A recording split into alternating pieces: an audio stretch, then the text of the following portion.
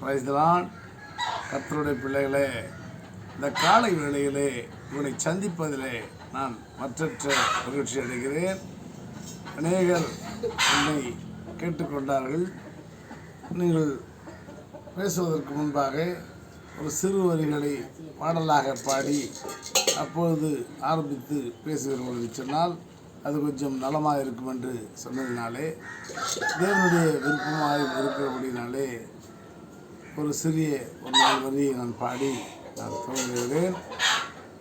என் தாய் உருவாகும் முன்னே என் கருவை கண்டீரையா, என் பெயர் உருவாகும் முன்னே பெயர் சொல்லி அழைத்தீரையா. எப்படிப்பா உனக்கு நன்றி சொல்லுவேன், சொல்லும் வார்த்தையே இல்லை. நீங்கள் போகையே வாழ்க்கை முழுவதும் வேறு ஆசையே இல்லை. எப்படிப்பா உமக்கு நன்றி சொல்லுவேன், சொல்லும் வார்த்தையே இல்லை.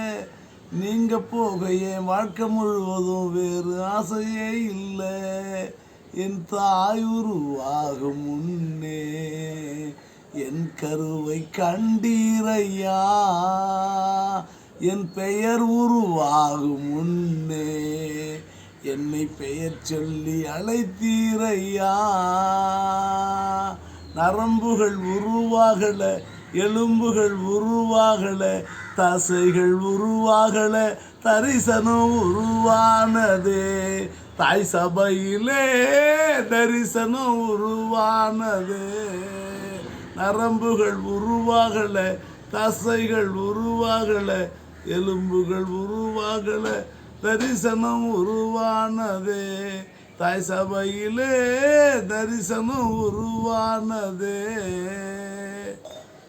பிரியமானவர்களே, தாய் சபையிலே நான் ஒரு இந்து குடும்பத்திலே, நான் பயங்கரமான ஒரு இந்து குடும்பத்திலே பிறந்த எனக்கு என் தகப்பனார் பெயர் கனகராஜ், என் தாயார் பெயர் ஜெயம்மாள். ஆனால் இந்த தமிழ்நாட்டிலே, அந்த நாட்டிலே நான் 1975 பிறந்தேன். அந்த நாளிலே அந்த பெயர் இருந்திருக்குமா என்று தெரியாது. என் பெயரை கில்பர்ட் என்று வைத்தார்கள். என் தாய் உருவாவதற்கு முன்னாகவே தேவன் என்னை தெரிந்து கொண்டிருந்தார். ஆம், அதனாலே தானே இன்று நான் இந்த வேதத்தை கையிலேந்தி உங்களோடு கூட நடக்க வேண்டிய விஷயமாக இருக்கிறது. நாம் இன்று தெரிந்து கொள்ளப்பட்ட வேத வசனம் நீதிமொழிகளின் புஸ்தகம் 4ஆம் அதிகாரம் 4ஆம் வசனத்தை நாம் வாசிப்போம். அவர் எனக்கு போதித்து சொன்னது, உன் இருதயம் என் வார்த்தைகளை காத்து கொள்ள கடவுது, என் கட்டளைகளை கைக்கொள், அப்பொழுது பிழைப்பாய். அல்லேலூயா, அல்லேலூயா. ஆம் பிரியமானவர்களே, அவர் எனக்கு போதித்து சொன்னது, உன் இருதயம் உன் வார்த்தைகளை காத்து கொள்ள கடவுது, என் கட்டளைகளை கைக்கொள், அப்பொழுது பிழைப்பாய். நாம் பிழைக்க வேண்டும் என்று சொன்னால், நமக்கு பிழைப்பு நடக்க வேண்டும் என்று சொன்னால், நாம் நீதியான காரியங்களிலே நடக்கிற பொழுது, உலகத்தின் காரியங்களிலே நடந்தால் அது நிறைய பேருக்கு லாபமாக இருக்கும். ஆனால் நீதியின் காரியங்களிலே நடக்கும் பொழுது அது மிகவும் கடினமான காரியம். அதனால தான் நான் ஏற்கனவே கூட சொன்னேன், பரலோகத்திற்கு போகிற வாசல் இடுக்கமான வாசல். அந்த வாசல் வழியாய் உட்பிரவேசிப்பது மிகவும் கடினமான காரியம். உலகத்திலே நாம் நடக்க வேண்டும் என்று சொன்னால் அது விசாலமான, அது கேட்டுக்கு போகும் வழி என்று வேதம் சொல்லுகிறது, விசாலமான வழி.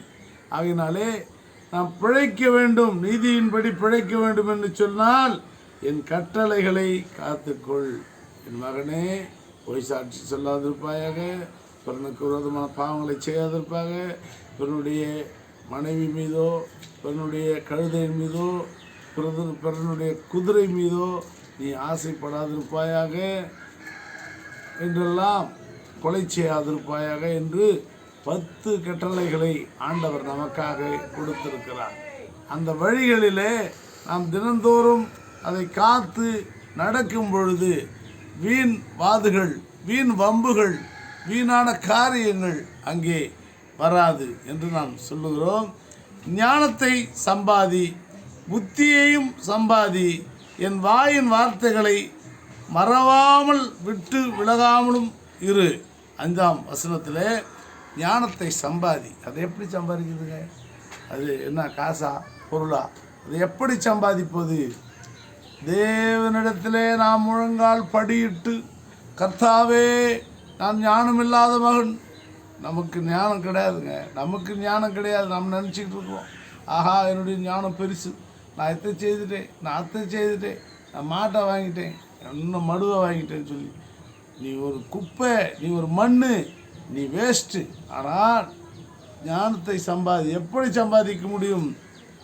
தேவனிடத்தில், ஆண்டவரே நான் ஞானம் இல்லாத மகனாக இருக்கிறேன், பல இடங்களுக்கு செல்லுகிறேன், பல வேலைகளை செய்கிறேன், பல விஷயங்களிலே கலந்து கொள்கிறேன், அந்த இடங்களிலே எனக்கு ஞானம் இல்லாமல் போகிறது, ஞானத்தை தாரும் என்று நாம் முழங்கால் படியிட்டு கேட்கும் பொழுது தேவன் உனக்கு ஞானத்தை கொடுப்பார். நீங்கள் நினச்சிருப்பீங்க நீங்கள் சொல்கிறது தான் ஞானம் சொல்லி.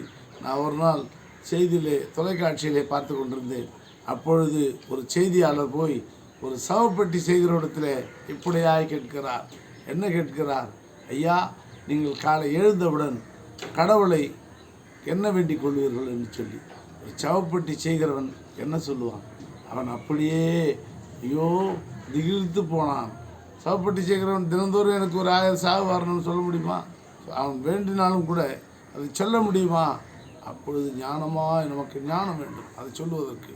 நான் வேடிக்கையான ஒரு நேற்று நடந்த சம்பவத்தை சொல்லுகிறேன்.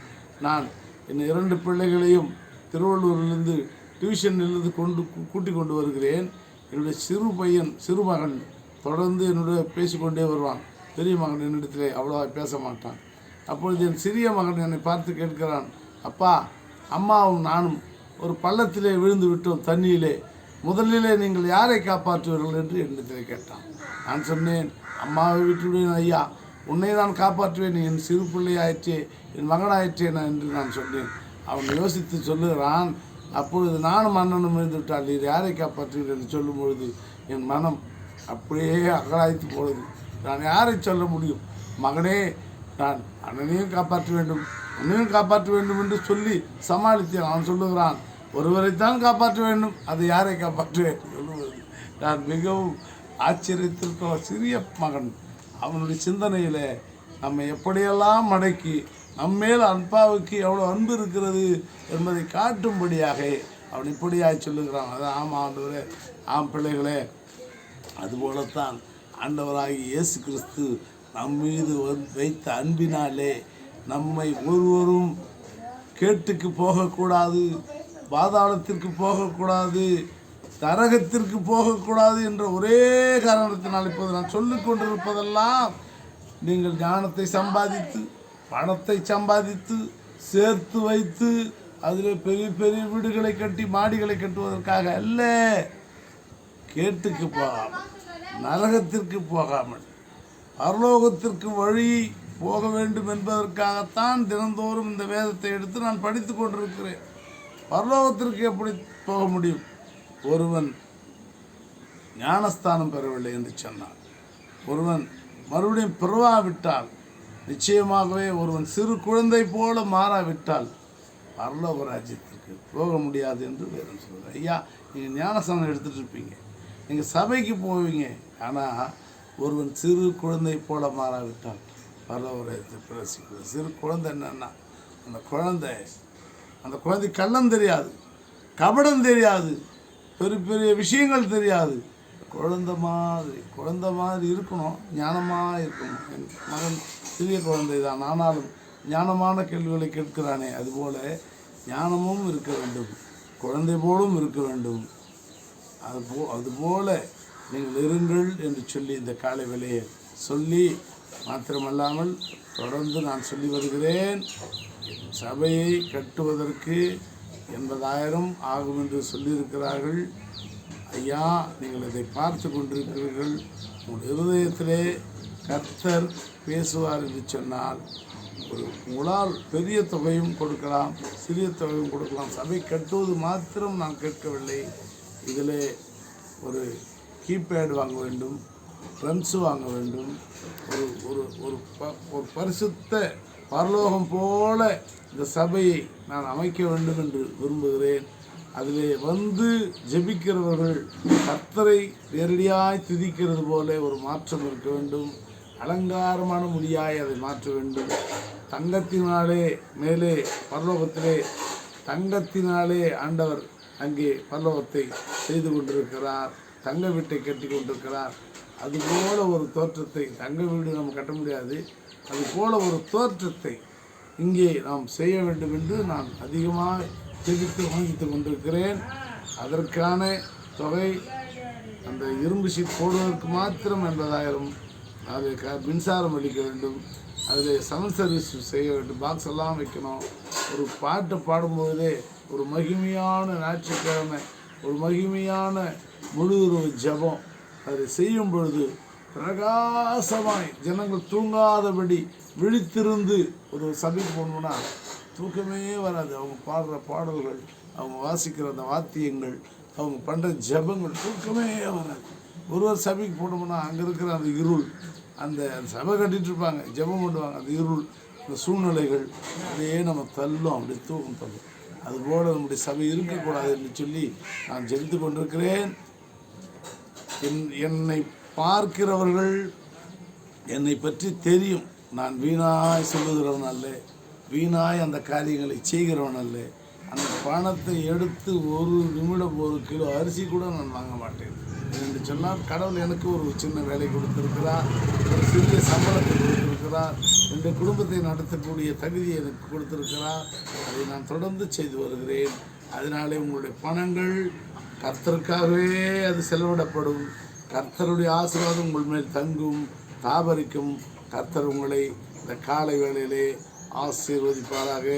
முக்கியமாக மருத்துவமனையில் இருக்கிறவர்களை கர்த்தர் தாமே சுகப்படுத்துவாராக. முக்கியமாக திருமணமாகாதவர்களுக்கு திருமணம் நடக்க முடியாய், பெண்களுக்கு திருமணமாக முடியாய். பெண்களுக்கு ஆகிவிடும், ஆனால் ஆண்களுக்கு மிக கடினமாக இருக்கிறது. பல ஆண்கள் திருமணமாகாமலே சுற்றி திரிந்து கொண்டிருக்கிறார்கள். அவர்களை தேவன் தாமே அபிரபலமாய் ஆசீர்வதித்து திருமண காரியங்களை செய்து கொடுக்கும்படியாக, தொழிலிலே ஈடுபடுகிறவர்கள் தொழில்களை நன்றாக செய்யும்படியாக, அலுவலகங்களில் இருக்கிறவர்கள் அவருடைய வேலைகளை செய்தும் கெட்ட பேர் வருகிறவர்கள் அதிலிருந்து தப்பிப்பாராக. அதனாலே கர்த்தர் தாமே இந்த காலையிலே உங்களை ஆசீர்வதிப்பாராக. ஆமென்.